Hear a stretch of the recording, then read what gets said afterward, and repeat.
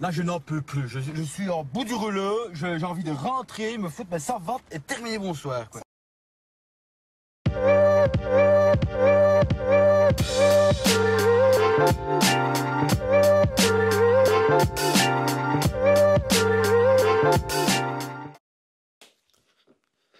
Et bonjour à tous et bienvenue sur la chaîne de l'Examen Crypto. Nous sommes le mercredi 15 juillet 2025.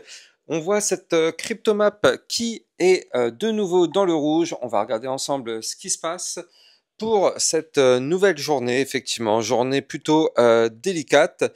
Là, on a un Bitcoin qui a retracé pas mal. On a un Bitcoin qui est aux alentours des 116 000, alors qu'il y a encore un jour, on était à 122 000 dollars. Donc, vous l'avez compris, c'est quand même assez brutal. Donc, forcément, les altcoins sont dans le rouge à cause de tout ça. On va regarder ensemble les news et tout ce qu'il faut savoir sur l'environnement crypto. Allez, on démarre cette vidéo avec les news. Alors, du côté des news, hier, on avait vu dans les vidéos privées la crypto Aptos et la crypto-monnaie virtuelle. Donc hier, regardez, on a même été chercher les 123 000. Donc c'est-à-dire qu'en 24 heures, on passe de 123 000 à 116 000 dollars. Donc en 24 heures, on perd 7 000 dollars sur le Bitcoin. Bah, est-ce que vous êtes surpris? Pas vraiment, hein. Dans mes vidéos précédentes, on avait vu que le RSI était quand même assez élevé, donc il fallait s'attendre à un retracement. On est en plein dedans. On va regarder tout ça après. On a Crypto Détente qui nous pousse que CZ, enfin, je sais plus comment dire, partage une perspective marquante. Après avoir acheté du Bitcoin en 2014, il a fallu 3 ans pour atteindre un ATH de 1000 dollars en 2017. Aujourd'hui, ce n'est qu'une petite fraction et il ajoute, aujourd'hui, vous êtes peut-être excité par l'ATH actuel, donc c'était hier, mais dans quelques années, ce sera qu'une fraction, un rappel puissant sur la patience, pardon, dans les cycles du marché et la croissance exponentielle du Bitcoin sur le long terme. On a le CEO de Bitwise, Hunter Horsley, qui affirme qu'Ethereum ne rivalise pas avec le Bitcoin, mais plutôt avec le Web 2.0 et les services financiers traditionnels. Selon lui, l'industrie crypto va s'éloigner de la logique du classement par capitalisation façon CoinMarketCap pour évoluer vers une vision multica d'usage où chaque blockchain va jouer un rôle unique. Donc ça, c'est quand même très très beau, hein, pour l'avenir si ça arrive vraiment. On s'est régalé sur le Jasmine, on va pas se mentir. Je vous avais fait une vidéo il y a quelques jours, donc c'était le 12-07. Donc 3 jours après, sur le Jasmine, on a quand même pris un plus 36%. Vous avez été prévenu, vous ne pouvez pas dire que vous n'étiez pas au courant. J'espère que vous vous êtes régalé. Dites-moi en commentaire combien de profit vous avez pris, ça m'intéresse de savoir que ça vous a bien été utile. Dans les vidéos privées, on avait vu la crypto-monnaie Pendle. Hier midi, on avait vu la crypto-monnaie CKB. CKB qui a été pas mal demandé, hein. Vous le savez, vous pouvez voter vous aussi pour la crypto que vous voulez que j'analyse, hein. Vous avez un lien, vous allez sur mon site lexamoncrypto.fr. Vous allez ici dans la section chaîne et voter pour la crypto à analyser. Mais il me semble que vous avez le lien direct en description de vidéo.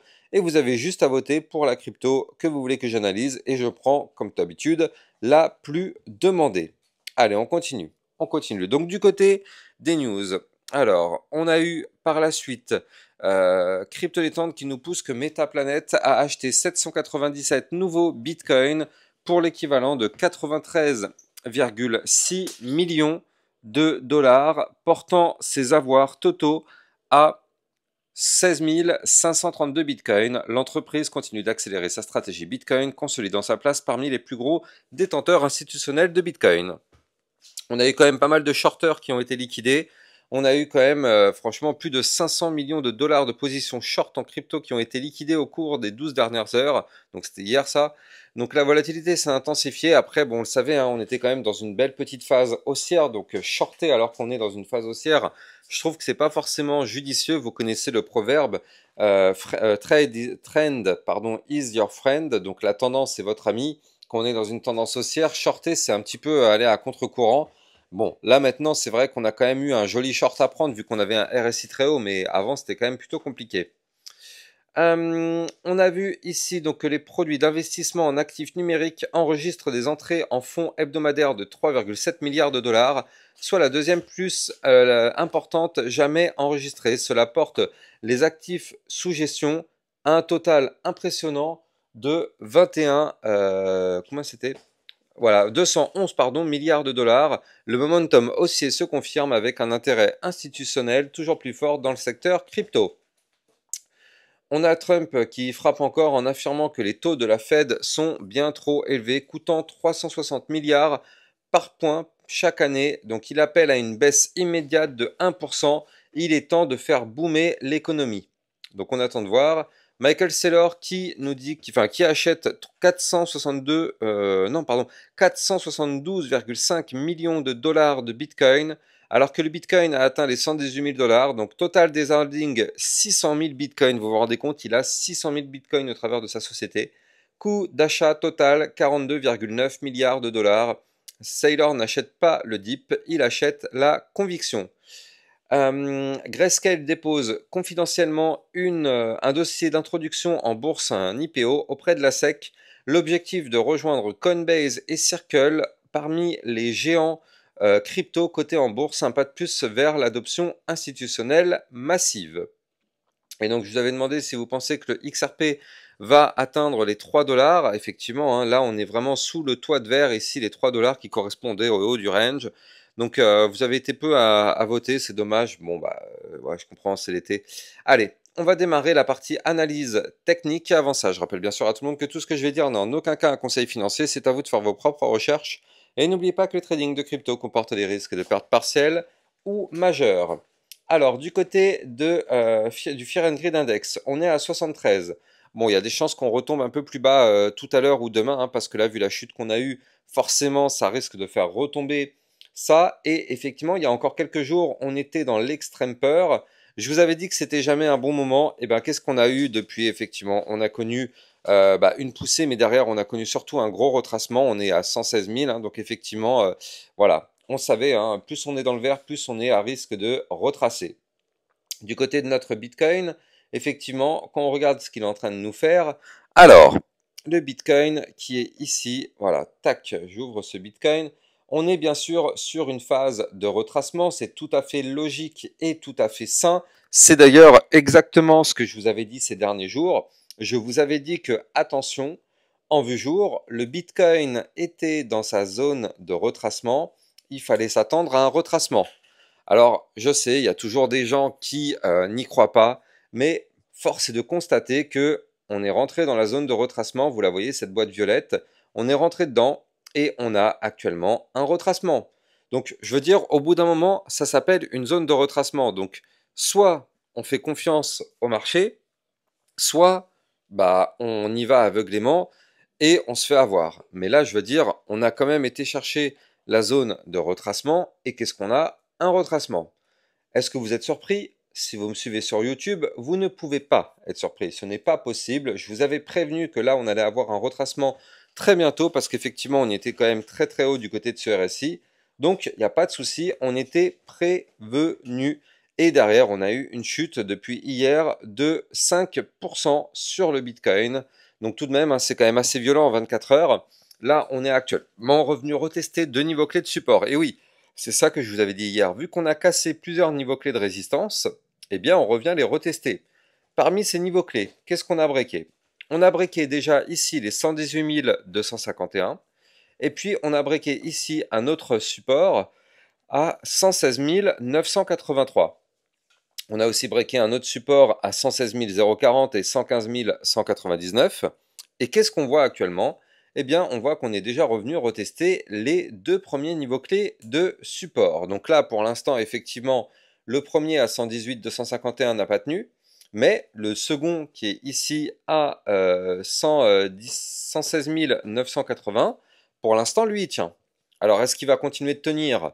Bah ça, écoutez, on n'en sait rien, on n'a pas de boule de cristal. Tout ce qu'on sait, c'est que si celui-ci ne tient pas, on va chuter.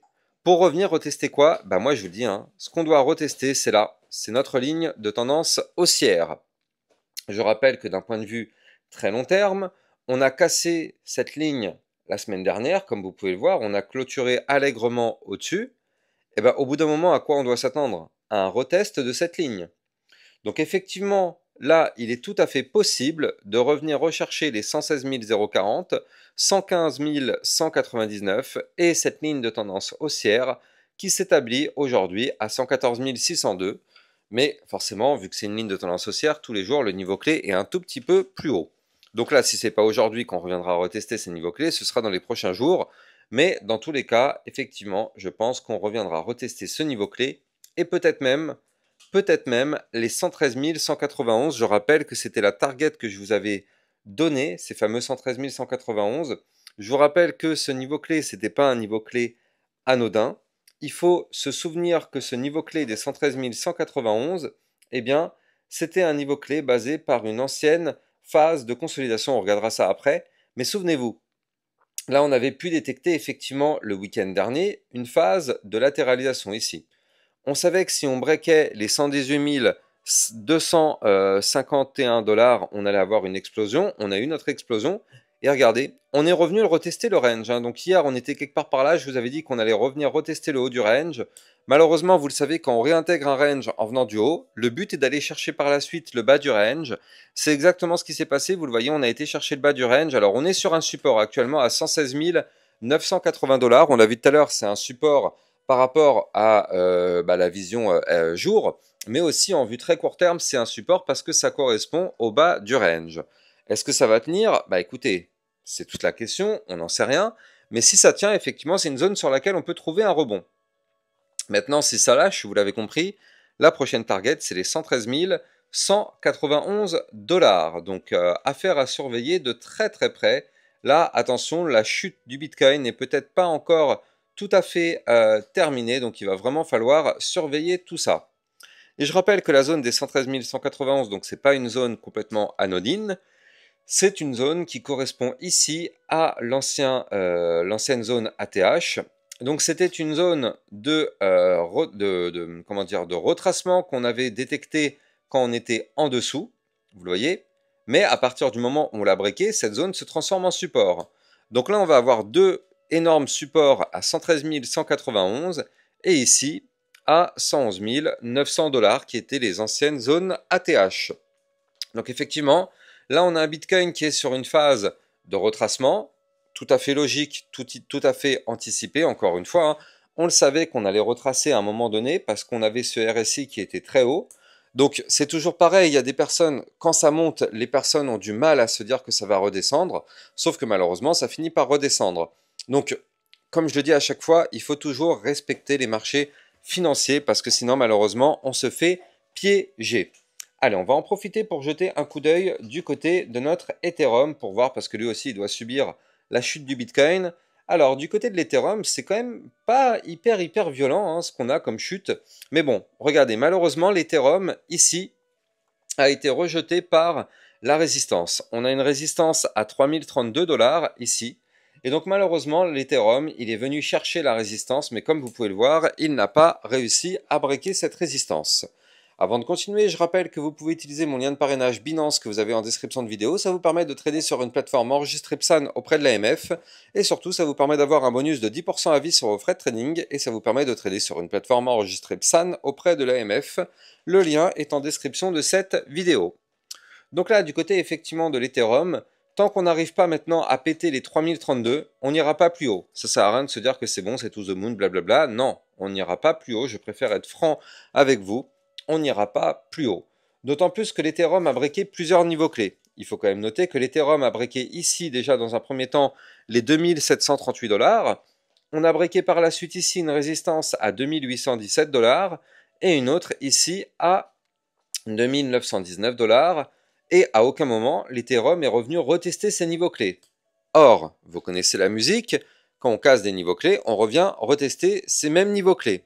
Donc, est-ce que vous serez surpris si l'Ethereum retourne rechercher ses niveaux clés, sachant qu'il vient de rentrer dans la zone de retracement ici? Bah moi, je ne serais pas surpris. Alors, par contre, la vraie question, c'est jusqu'où va-t-il retracer? Mais dans tous les cas, il faut se dire qu'on peut retomber jusqu'aux 2738 $, qui serait pour moi le retracement le plus poussé qu'on pourrait avoir sur ce mouvement de retracement. Donc, vous le voyez, c'est normal, on a cassé des niveaux clés, on revient retester ces mêmes niveaux clés.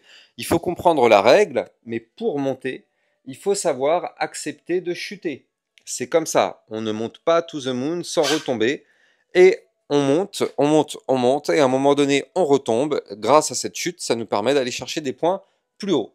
Donc là, on est monté pas mal, on risque d'avoir un retracement. D'ailleurs, il faut le noter, mais l'Ethereum en vision long terme a récupéré ici sa ligne de tendance haussière long terme. Donc à quoi il faut s'attendre? À retester cette ligne de tendance haussière long terme. Donc là, le niveau clé est à 2885. Donc vous le voyez, il y a quand même beaucoup d'indicateurs qui nous disent qu'on va pouvoir avoir un petit retracement sur l'Ethereum. Pas trop méchant dans tous les cas. Pour l'instant, on reste toujours sur une tentative de reprise haussière, mais il faut absolument que ce pullback se valide, enfin se termine et se valide pour qu'on puisse reprendre de la force par la suite. N'oubliez pas de liker, commenter, partager au maximum la vidéo. Vous le savez, ça participe au référencement de ma chaîne YouTube. Et surtout, abonnez-vous pour recevoir tous les jours 1, 2 à 3 vidéos concernant le Bitcoin et les altcoins. Et pensez bien à activer la petite cloche sur le côté pour être sûr de ne rater aucune notification. Excellente journée à vous, à plus tard. Bitcoin, Ethereum, you know the drill. Lost it all but came back with the skill. I lost it all but now I'm back. Crypto millionaire, that's a fact. Diamond hands through the crash. Now my wallet's looking stacked.